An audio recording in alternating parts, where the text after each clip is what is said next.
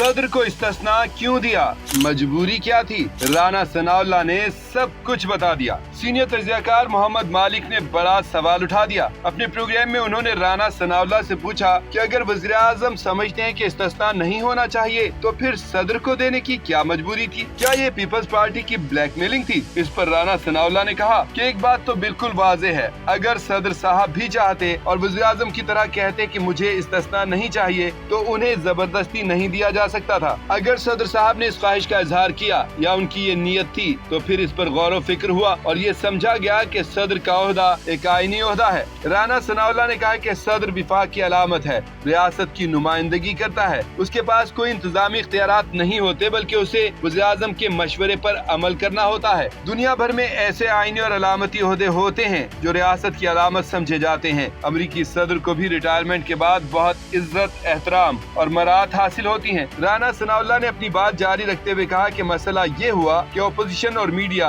दोनों ने 27वीं तरमीम को एक भयानक बिल के तौर पर पेश करने की पूरी तैयारी कर रखी थी। कहा जा रहा था कि इस तरमीम ने मुल्क को तबाह कर दिया, आइन के साथ छेड़छाड़ की गई है। हालांकि हुआ ये कि 27वीं तरमीम में जो आईनी अदालत और आर्टिकल 243 में तब्दीलियां की गई हैं वो इतनी मुनासिब और मुतल्लका हैं कि उन पर कोई तनकीद हो ही नहीं सकी। सारी तनकीद का जोर सिर्फ इसी इस्तिस्ना पर दिया गया। अब अगर कोई शख्स सदर रह चुका है, रियासत का अलामती सरबराह रहा है और रिटायरमेंट के बाद वो सुकून की जिंदगी गुजारना चाहता है तो क्या आप उसे अदालतों और जेलों में घसीटना चाहते हैं?